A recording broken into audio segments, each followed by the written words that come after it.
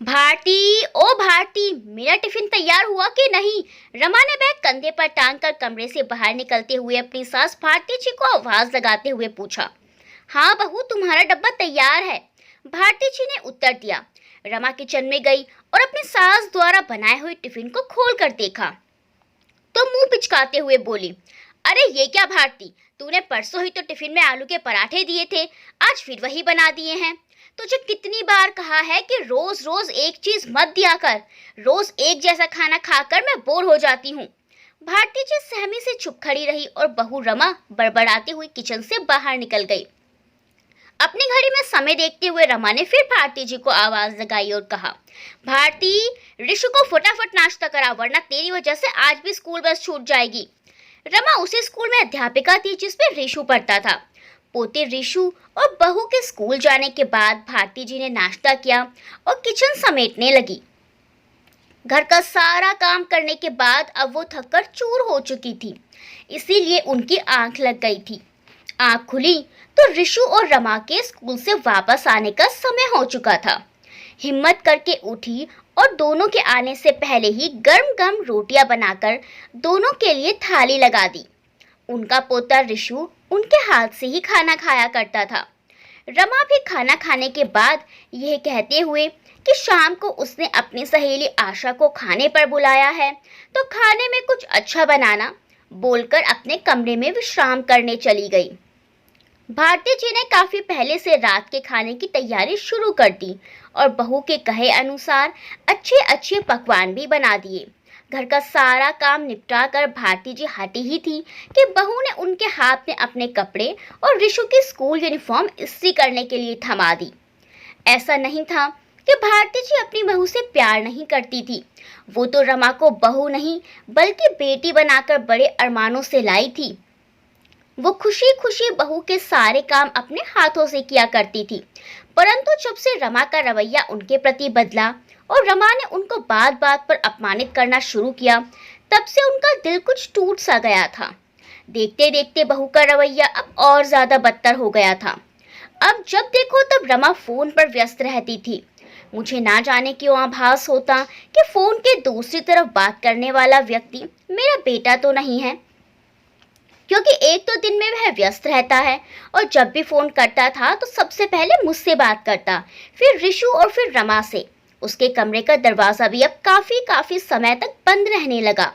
एक दिन जब फोन पर बात करते उसको काफी समय हो गया तो हिम्मत करके मैंने उससे बड़े प्यार भरे लहजे में पूछा, बेटा किसका फोन है?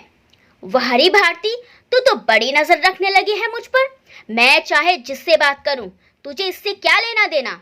मैं बता दे रही हूँ भारती, अपने काम से काम रख। मेरे किसी मामले में टांग अड़ाने की तुझे कोई जरूरत नहीं है, समझी? वरना मुझसे बुरा कोई नहीं होगा, रमा ने तिड़कते हुए जवाब दिया तो भारती जी सहम कर रह गई। भारती, ओ भारती, मेरे बैग से 100 रुपये लेती जा और शाम को अपनी योगा क्लासेस से आते हुए मेरे लिए नंदू की चाट और रबड़ी लेती आना, रमा ने सास को ऑर्डर देते हुए कहा।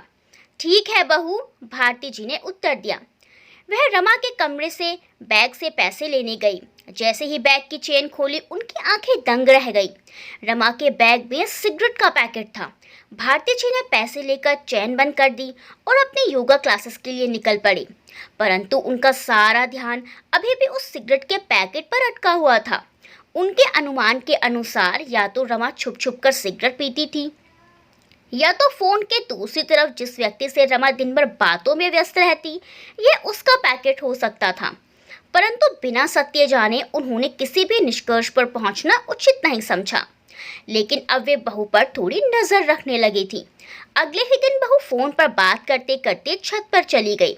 भारती जी भी ऋषु को सुलाकर कुछ समय बाद छत की सीढ़ियों पर रमा की बातें सुनने के लिए चुपचाप दबे पांव खड़ी हो गई। क्या यार मुकुल, तुम भी कमाल करते हो। अच्छा ये सब बातें छोड़ो, ये बताओ कि ट्यूसडे को स्कूल के बाद कहाँ घुमाने ले चल रहे हो? वाओ, मिलन पॉइंट, वह तो मेरा फेवरेट रेस्टोरेंट है। बहू के मुंह से किसी अनजान व्यक्ति का नाम सुन भारती जी जैसे स्तब्ध रह गई। उनके पैरों तले जमीन ही खिसक गई हो। जिसकी शंका थी आखिर वही हुआ। रमा उनके बेटे को ना जाने कब से धोखा दे रही थी। सीढ़ियों पर खड़े अचानक भारती जी का सिर चकराने लगा और सीढ़ियों पर रखा गमला उनके पैर से टकराकर नीचे गिर गया। भारती जी डर गई और जल्दी जल्दी में सीढ़ियां उतरने लगी, परंतु रमा ने उनको नीचे जाते देख लिया। रमा फोन बंद करके तुरंत नीचे आई। उसके चेहरे का रंग कुछ सफेद सा पड़ गया था, परंतु उसने अपने चेहरे के रंग को छुपाते हुए तड़कते हुए लहजे में सांस की चोटी कसकर पकड़ते हुए पूछा, क्यों रे बुढ़िया, तुम मेरी जासूसी करेगी अब? बोल, तू इस समय क्या करने गई थी छत पर, और तूने क्या क्या सुना? बोल जल्दी बुढ़िया, नहीं तो। नहीं बहू नहीं, मैंने कुछ नहीं सुना, मुझे छोड़ दो बहू, मैं सच कहती हूँ, मैंने कुछ नहीं सुना। बुढ़िया, अगर तूने किसी को कुछ भी बताया ना तो तेरे टुकड़े टुकड़े करके कुत्तों को खिला दूंगी, समझी? रमा सास को दड़बड़ाकर अपने कमरे में आई तो तुरंत मुकुल को फोन लगाया। मुकुल यार, आज तो बहुत बड़ी गड़बड़ हो गई है।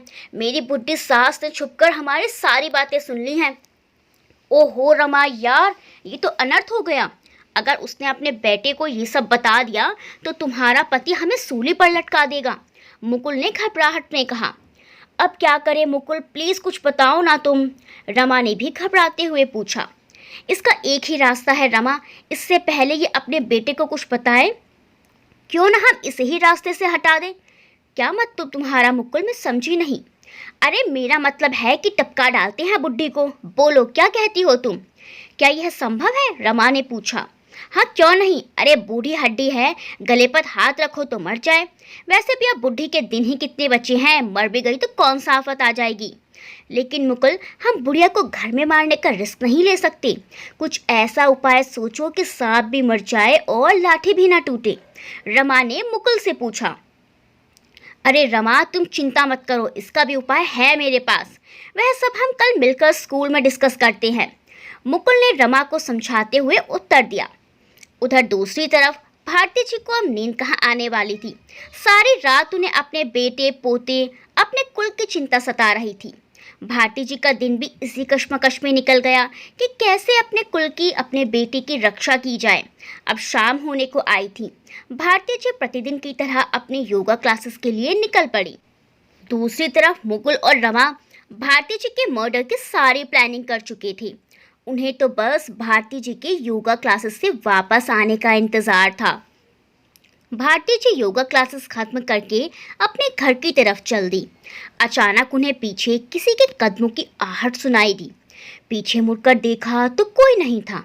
भारती जी इसे अपनी मन की शंका समझ फिर से आगे चल दी। अचानक उनकी आंखों के आगे अंधेरा छा गया और जब उनकी हल्की हल्की आंखें खुली तो उन्होंने खुद को एक गाड़ी में पाया जो हाई स्पीड पर दौड़े चले जा रही थी। वह अपने होशो हवास में तो नहीं थी, परंतु उन्हें अपने कानों में किसी की धीमे धीमे बात करने की आवाज़ सुनाई दे रही थी। यार मुकुल, ये बुढ़ी मर तो जाएगी ना, रमा ने घबराते हुए मुकुल से पूछा। अरे बूढ़ी हड्डी है, ऊपर से तैरना आता नहीं है, बचने का तो सवाल ही पैदा नहीं होता, मुकुल ने कहते हुए तेज रफ्तार से चल रही गाड़ी के ब्रेक लगाए। रमा और मुकुल दोनों गाड़ी से बाहर उतरे और इधर उधर देखकर जायजा लेने लगे। भारती जी अधमरी स्थिति में थी। इससे पहले वो पूर्णतः होश में आती, दोनों ने उनके हाथ पांव पकड़ गोदावरी नदी के पुल से धक्का दे डाला। रमा और मुकुल दोनों पहले ही डरे हुए थे। इससे पहले उन्हें वहां कोई देखता तेज रफ्तार से गाड़ी भगा वहां से भाग निकले। उधर भारती जी को पानी में गिरते ही जैसे ही होश आया, वह छटपटाकर अपने हाथ पैर मारने लगी, परंतु उनके मुंह से अभी भी कुछ नहीं निकल पा रहा था। वहीं तट पर बैठे एक लड़के ने जब देखा सामने कोई डूब रहा है तो तुरंत पानी में डुबकी लगा भारती जी को बचाकर किनारे पर ले आया। भारती जी अधमरी हालत में थी, उनके पेट में पानी भर चुका था। राहुल ने उनका पेट भींचकर पानी निकाला, उनके हाथ पैर सहलाए, तब जाकर उनको थोड़ा होश आया, परंतु वह बहुत ज़्यादा डरी हुई थी और दहाड़े मार मार कर रोए जा रही थी। उनकी हालत किसी पागल इंसान जैसी हो गई थी। होंठ नीले पड़ चुके थे। डरी सहमी भारती जी का शरीर थर थर काँप रहा था। उनको सांस लेने में भी कठिनाई हो रही थी। राहुल लगातार उनको सहलाया जा रहा था और उनको चुप कराने की कोशिश कर रहा था। राहुल ने जैसे ही भारती जी से पूछा कि माँ जी, आप नदी में कैसे गिर गई, भारती जी फिर से बदहवास होने लगी। राहुल बिना कुछ भारती जी से पूछे उन्हें फटाफट अपने घर ले आया, लाकर बेड पर लेटाया और लगातार उनके हाथ पांव सहलाता रहा। भारती जी ने आंखें खोली तो राहुल ने फिर से पूछा, माँ जी क्या आप ठीक हैं? उनके तो जैसे होंठ सिल गए थे, पूरा शरीर थर थर कांप रहा था। वो कुछ भी बोलने की स्थिति में नहीं थी। माँ जी सबसे पहले आप ये गीले कपड़े उतार दीजिए, तब तक मैं आपके लिए गर्म गर्म चाय बनाकर लाता हूँ। राहुल ने अपनी माँ की साड़ी भारती जी को देते हुए कहा। राहुल इस घर में अकेला रहता था। उसके माँ पिता की मृत्यु हो चुकी थी। अब वह घर पर ही बच्चों को होम ट्यूशन दिया करता था, जिससे उसकी अच्छी खासी इनकम हो जाया करती थी। वह संध्या के समय गोदावरी नदी के तट पर समय बिताया करता था, या खाली समय में वह हॉरर मूवीज देखता था। हॉरर फिल्मों का तो वह बड़ा ही शौकीन था। आज भी वह बच्चों को ट्यूशन देकर और अपने लिए खाना बनाकर रोज की तरह तट पर ठंडी हवाओं का आनंद ले रहा था। माँ जी, अब आप कैसा महसूस कर रही हो? क्या मैं डॉक्टर को बुलाकर लाऊं? राहुल ने भारती जी को चाय का कप पकड़ाते हुए कहा। नहीं बेटा, मैं ठीक हूँ, भारती जी ने धीमे स्वर में सहमे हुए कहा। माँ जी, आप कौन हैं और आप नदी में कैसे गिरी? राहुल ने आश्चर्यचकित होकर भारती जी से सवाल किया। इतना सुनना था कि भारती जी फिर से फूट फूट कर रोने लगी। वह अभी भी डरी हुई थी। राहुल ने उन्हें सांत्वना दी, चुप कराया और कहा, माँ जी आप रोइए मत, अभी आपको विश्राम की आवश्यकता है। आप थोड़ा सा खाना खा लीजिए और फिर आराम करिए, हम कल आराम से बात करेंगे। राहुल ने माँ जी को थोड़ा खाना खिलाया और सुला दिया। अगले दिन जब भारती जी उठी तो फिर जोर जोर से रोने लगी। उनके दिल और दिमाग को जैसे सदमा सा लग गया था। राहुल ने उन्हें चुप कराकर नाश्ता कराया और कहा, आप डरिए नहीं माँ, आप मुझे बताइए क्या हुआ है, ताकि मैं आपकी कुछ मदद कर सकूं। माँ जी, मैं आपके बेटे समान हूँ, कृपया मुझे बेझिझक बताइए। राहुल ने भारती जी को चुप कराते हुए कहा।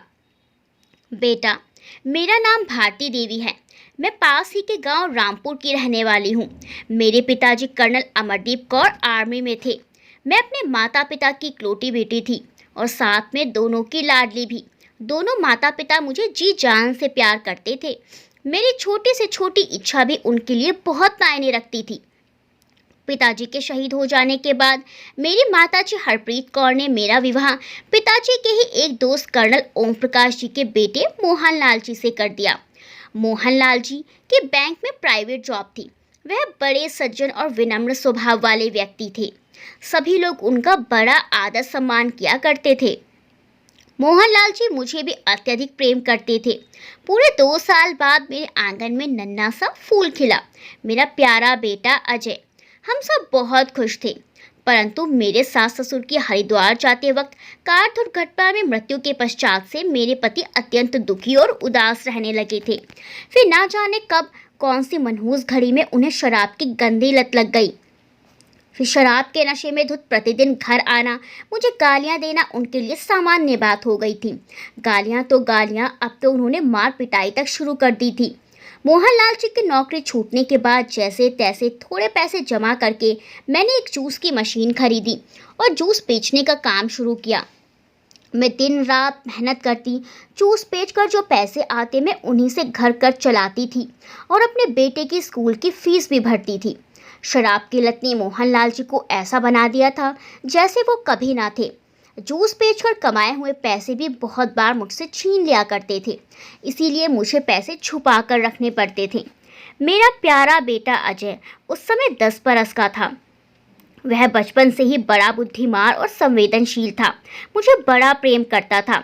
जब मोहनलाल जी मुझ पर हाथ उठाते तो वह अपने पिता का विरोध करता और मेरे सामने अड़कर खड़ा हो जाता। मेरे हिस्से की मार भी खुद खा लेता था। वह अपने पिताजी को समझाता भी था। मोहनलाल जी की तबीयत अब दिन प्रतिदिन बिगड़ने लगी थी। अनेक बीमारियों ने उन्हें घेर लिया था। टीबी के साथ साथ उनके लिवर पर भी शराब का बुरा असर पड़ने लगा था। लिवर खराब होने के कारण एक दिन वो इस दुनिया को अलविदा कह गए। उनकी मौत का मुझे बहुत सदमा हुआ। मैं जैसे टूट सी गई थी। पति आखिर पति ही होता है, उनका सहारा, उनका नाम ही मेरे लिए काफ़ी था। मानती हूँ कि उनके जीवित रहने पर उनकी वजह से मैंने अनेक कठिनाइयों का सामना किया, परंतु उनके जाने के बाद भी कौन सा कम मुश्किलें आई। एक अकेली औरत के लिए अपने बच्चे को पालना अत्यधिक कठिन होता है। तब मैंने और ज़्यादा मेहनत की, क्योंकि मुझ पर मेरे बच्चे की जिम्मेदारी जो थी उसे पढ़ा लिखा कर काबिल बनाना था। उनको उच्च शिक्षा दिलवाने के लिए मुझे और अधिक पैसों की आवश्यकता थी। इसीलिए मैंने अपना जूस का काम धीरे धीरे बढ़ाना शुरू किया और देखते ही देखते कई मशीनें और लगा ली। 2-3 लोगों को काम करने के लिए भी रख लिया। पैसे जमा करके बड़ी मुश्किलों से मैंने अपने बेटे को पढ़ने दिल्ली भेज दिया, जहां उसने अपनी आगे की पढ़ाई पूरी की। मैंने और मेरे बेटे ने जो मेहनत की थी, भगवान ने अब उसका फल हमें दे दिया था। पढ़ाई पूरी होने के पश्चात दिल्ली में ही एक अच्छी कंपनी में उसकी बड़ी अच्छी नौकरी लग गई। अब मेरे बेटे ने मुझसे कहा कि माँ, आपने सारा जीवन अपना कठिनाइयों में बिताया है, अब भगवान की दया से मेरी अच्छी नौकरी लग गई है, तो आप ये जूस का काम छोड़ दीजिए, अब आप घर पर रहिए। वैसे भी इस उम्र में अब आपको आराम की ज़रूरत है। बेटे की बात मानकर मैंने भी काम करना छोड़ दिया और अब घर पर ही समय व्यतीत करने लगी थी। परंतु अकेले होने के कारण मेरा घर में मन नहीं लगता था। कभी मोहनलाल जी की यादें मुझे घेर लेती तो कभी अजय की। इसीलिए मैंने सोचा कि अब तो अजय की अच्छी नौकरी भी लग गई है और हमारे घर की स्थिति भी सुधर चुकी है, क्यों ना अजय की शादी कर दी जाए। बहू घर में आएगी तो घर में कितनी रौनक हो जाएगी, फिर पोता पोती होंगे तो घर उनकी किलकारियों से गूंज उठेगा। यही सोचकर मैंने अजय के लिए लड़की देखना शुरू किया। काशी में मुझे एक रमा नाम की बहुत ही अच्छी लड़की अजय के लिए पसंद आ गई। लड़की बड़ी सुशील और अच्छे संस्कारों वाली दिखाई पड़ती थी और देखने में भी खूब सुंदर थी। मुझे वह पहली ही नज़र में भा गई। मैंने उसकी तस्वीर अजय को भेजकर उसकी मर्जी जाननी चाही, तो उसने ये कहकर हाँ कर दी कि माँ, आपकी पसंद मेरी पसंद है, जैसा आपको सही लगे आप वैसा ही करिए। शादी की तिथि सुनिश्चित की गई और शुभ मुहूर्त देखकर अजय की शादी रमा से संपन्न हो गई। अजय शादी के 1 हफ्ता तक घर पर रहा। बहू के आने से घर में बड़ी रौनक थी। मेरी खुशी का तो ठिकाना ही नहीं था। अजय नौकरी नहीं छोड़ सकता था, इसीलिए उसको 1 हफ्ते बाद नौकरी की वजह से वापस दिल्ली के लिए निकलना पड़ा। उसके जाने से मन उदास हुआ, परंतु यह सोचकर कि अब तो बहू भी घर में आ गई है, तो मन की उदासी कुछ कम हुई। शुरू शुरू में बहू का रवैया मेरे साथ ठीक ही था, सब कुछ सकुशल चल रहा था। बहू अक्सर अपनी सहेली से मिलने जाया करती थी। उसकी सहेली आशा की शादी भी वहीं हुई थी। उसका ससुराल 2-3 गली छोड़कर ही था। वह एक स्कूल में पढ़ाया करती थी। कुछ समय बाद बहू ने भी इस स्कूल में नौकरी करने की बात की, जिस स्कूल में उसकी सहेली आशा पढ़ाया करती थी। मैं और अजय तो नहीं चाहते थे कि वो नौकरी करे, क्योंकि भगवान का दिया अब सब कुछ था हमारे पास। परंतु जब बहू ने ज़्यादा जिद की तो हमें मानना पड़ा।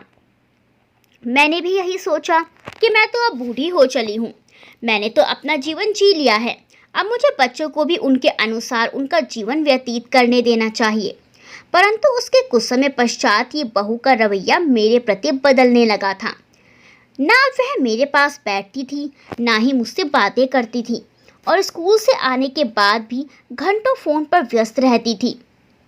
मैं पूछती तो कहती कभी माँ का फ़ोन है, कभी कहती बहन का फ़ोन है, और तो और अब उसने मेरा अपमान भी करना शुरू कर दिया।